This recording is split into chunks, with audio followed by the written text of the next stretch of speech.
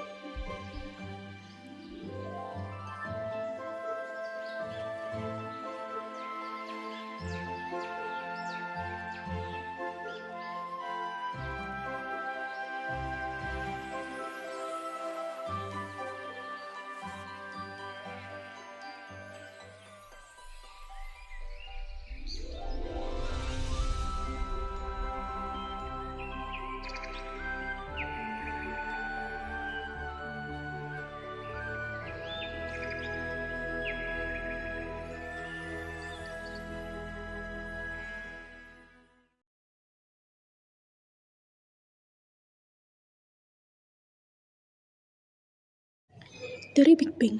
Teori Big Bang adalah teori yang sangat diyakini oleh para ilmuwan sains. Dijelaskan bahwa pada mulanya, alam semesta berasal dari gumpalan atom yang sangat besar.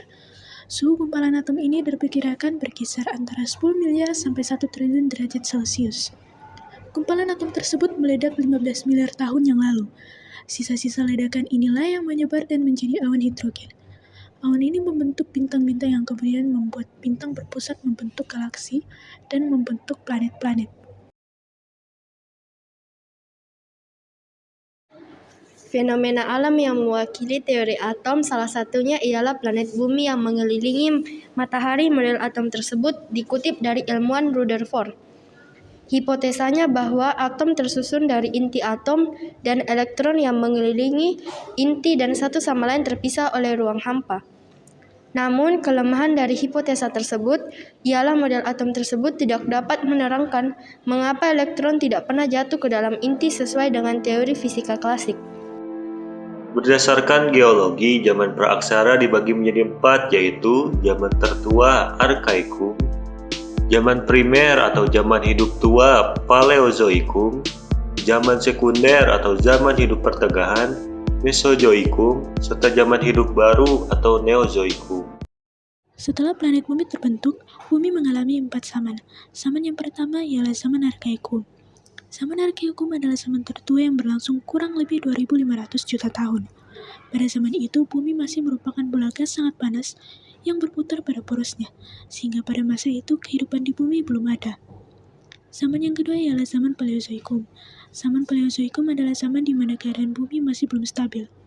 Iklim masih berubah-ubah dan curah hujan sangat besar. Pada zaman ini mulai ada tanda-tanda kehidupan seperti makhluk bersel satu atau mikroorganisme, hewan-hewan kecil yang tidak bertulang punggung, jenis ikan, dan jenis ganggang atau rumput-rumputan. Yang ketiga ialah zaman Mesozoikum. Zaman Mesozoikum adalah zaman yang berlangsung sekitar 150 juta tahun. Pada zaman tersebut, perkembangan reptil mencapai puncaknya, terutama dinosaurus. Zaman ini juga ditandai dengan aktivitas tektonik, iklim, dan evolusi.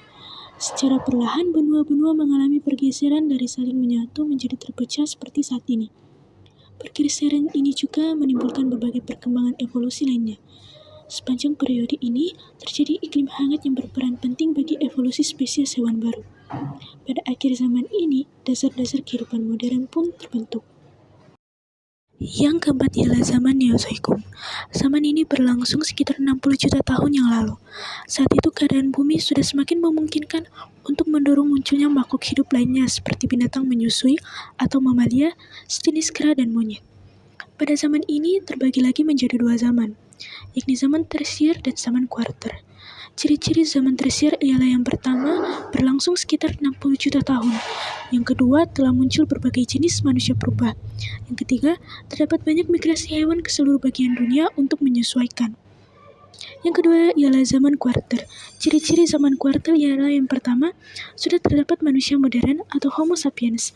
Yang kedua, berlangsung sekitar 600.000 tahun yang lalu. Yang ketiga, keadaan alam masih liar dan labil. Yang keempat, bumi masih diselimuti es dan mencair pada akhir kala Pleistocene. Yang kelima, daratan di bumi mulai terpecah karena es mencair. Dan yang keenam, manusia purba sudah punah. Proses terbentuknya Kepulauan Indonesia. Dikutip dari buku Sejarah Nasional Indonesia, karya Edi Hermadi, berdasarkan teori terbentuknya Kepulauan Indonesia dari para ahli Nusantara berada di atas tungku api yang bersumber dari magma dalam perut bumi. Adapun inti perut bumi berupa lava cair bersuhu sangat tinggi. Makin ke dalam, tekanan dan suhunya semakin tinggi. Namun, ketika ada celah lubang, cairan tersebut keluar berbentuk lava cair. Ketika mencapai permukaan bumi, suhu menjadi lebih dingin. Akhirnya, pada suhu ini, cairan lava akan membeku, membentuk batuan beku atau kerak. Keberadaan kerak benua atau daratan dan kerak samudera selalu bergerak secara dinamis akibat tekanan magma dari perut bumi. Selanjutnya, sebagian wilayah Kepulauan Indonesia diketahui merupakan titik temu antara tiga lempeng, yaitu lempeng Indo, Australia, dan Eurasia.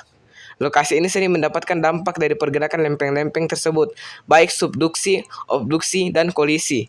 Akibat pergerakan lempeng tersebut, terjadi pemisahan atau divergensi atau tabrakan lempeng-lempeng pada dasarnya. Pergeseran lempeng-lempeng ini masih terus berlangsung.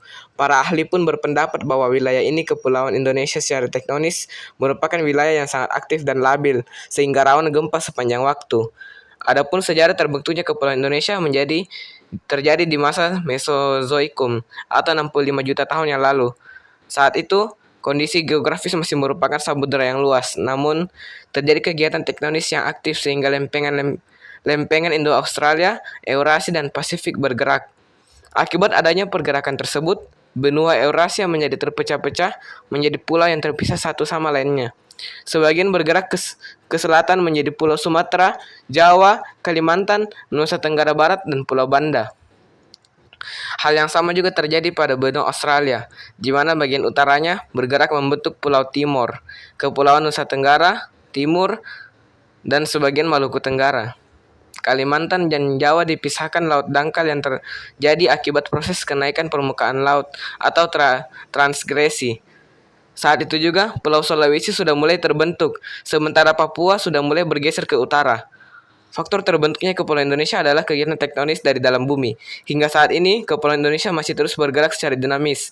Hal ini juga terlihat dari seringnya gempa, vulkanis, dan tektonis yang sering terjadi. Purba di masa lalu. Kali ini kita bakalan bahas penemuan manusia-manusia purba Indonesia, guys. Dengerin gue ya. Pembahasan ini berdasarkan penelitian yang real ya. Berapa jenis manusia purba? Manusia purba merupakan manusia yang hidup di era praaksara atau saat tulisan belum ditemukan. Ada 5 manusia purba yang pernah ditemukan di Indonesia. Manusia purba adalah manusia yang hidup pada ribuan tahun, bahkan sampai jutaan tahun lalu di permukaan bumi. Manusia purba juga memiliki banyak suku ras. Selain itu, manusia purba juga hidup nomaden atau berpindah tempat dari satu tempat ke tempat yang lain. Kapan manusia pertama kali ditemukan? Manusia pertama diperkirakan menghuni bumi sekitar 3 juta tahun yang lalu. Manusia purba pertama kali muncul di muka bumi perkirakan pada zaman kuarter atau periode terakhir di era Neozoikum. Dari mana asal manusia purba? Manusia menjadi seperti sekarang ini diawali oleh peradaban purba.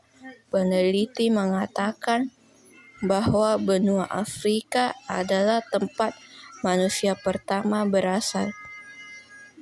Pernyataan itu didukung oleh penemuan benda-benda fosil dan peninggalan manusia purba yang telah ditemukan dan menggambarkan kondisi pada masa itu.